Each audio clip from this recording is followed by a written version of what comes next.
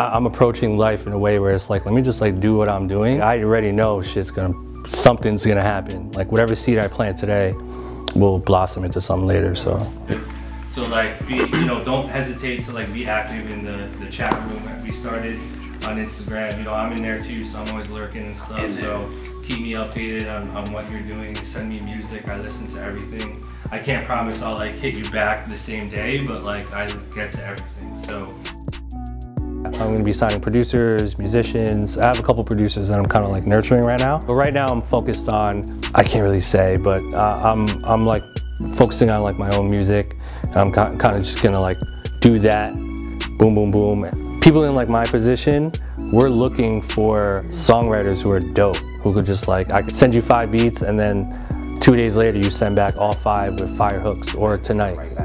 Yeah. You need to lock in with and find like a producer that's active, and then get on their good side, try to like click up with them and knock them out for them, and that's it.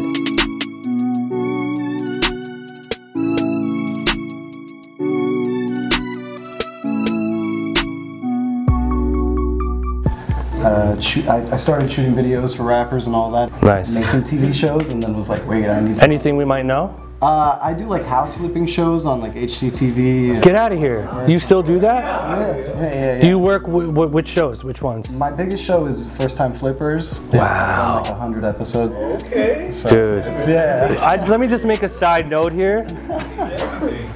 I go to bed at like 10 p.m. every night. I fucking watch HGTV before I go to bed. So like, keep me in mind, man.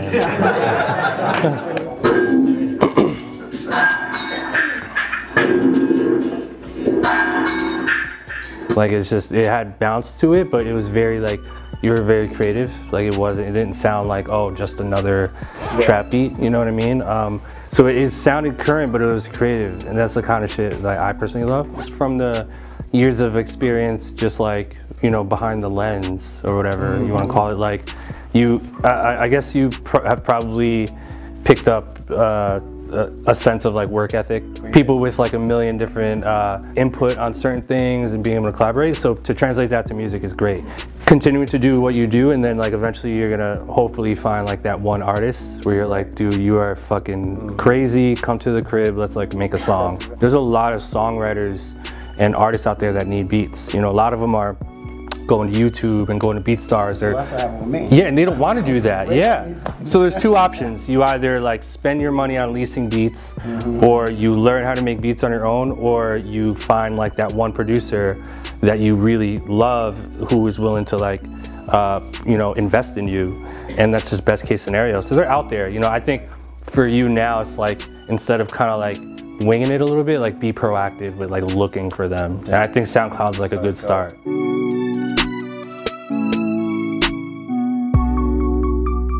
Producing it, tracking it, mixing, stuff like that. And when he goes to sleep, I jump in. Hey. Yeah. I'm a big fan, and this is a good thing for you to apply to as a producer. Kind of look at it like becoming a song.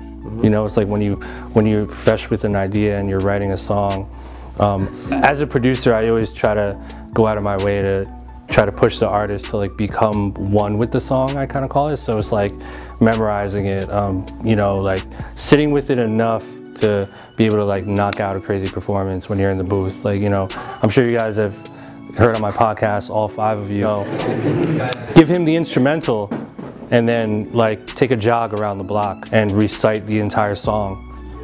Like literally do it, boom, boom, boom, boom, boom, and then come back in, rest for a couple minutes, drink water, and then go into that booth, and you literally will kill your performance. You can be like that kind of coach as the producer, and really help them do that. It's crazy because we try to pack all that stuff that you're saying into that like tight little time space that we have one day after work, and like he's tired, I'm tired, but you gotta make it work. I mean, the fact that you're making music with your friends, that's the best position you can be in. So give yourself more time. Like the more you do this, the more you're just gonna start to, I hate to say it, but like become one with like your voice. Yeah, kudos to you guys who sing, man, because that's tough. Like it's really like to just make yourself believe that like you can sing, and then physically do it, and then do it every day to be, like you said, and then become like pretty good at it until you're Ariana Grande, you know what I mean? Like crazy injection. So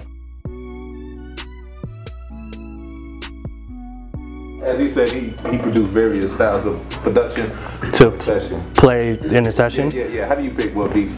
So it's multiple factors. So it depends on my relationship with the artist, whether or not they called me in, or if I got invited and they don't know me and I'm trying to get to know them.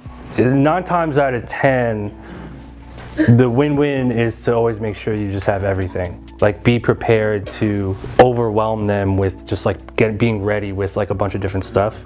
It's always good to play stuff that the artist hasn't done before. You know what I mean? As opposed to like, you know, I'm not gonna get in a session with juicewrld and play like a beat that's just like the Sting. Yeah. You know, like a different, no, but I've seen it happen. I've seen it happen. I was in a session with, and we were with, I won't say his name, the artist, and you know, had produced like a lot of this artist's stuff, and this producer was in there playing their beats, and it was all just like knockoffs, you know, and they were good, but they were, you have to keep that in mind too. It's like, if I'm in a room and I'm about to hit play, like, what can I play to show them what I bring to the table, you know, and not just try to be like a good version of like who they have access to already. Like, if you're in a room with Future, you got to remember, last week he was just with Metro, he was just with Mike Will, he was just with, you know, Zaytoven, Murda, you know what I mean? Like, so when you're in there, you got to think like, damn, like I have to be me. How can I capitalize off of this opportunity? So those are just cool things to keep in mind, just from my experience.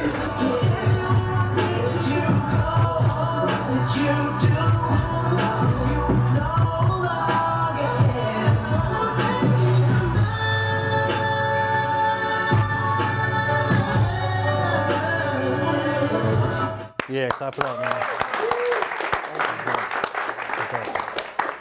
Yeah, that was fresh, man. Thank you, bro. Yeah. Thank you.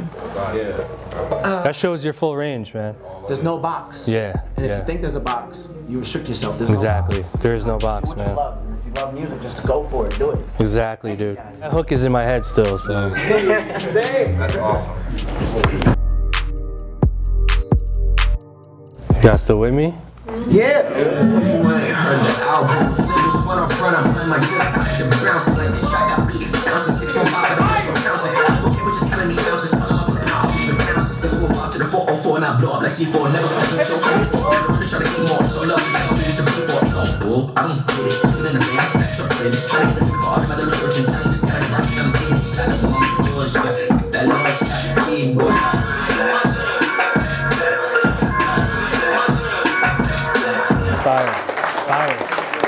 Okay.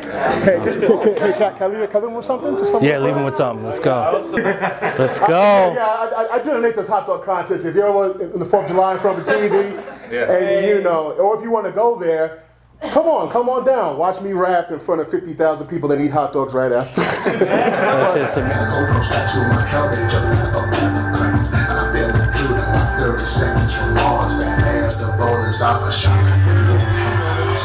I just want to like jump in the middle of that hug, like, yo, man.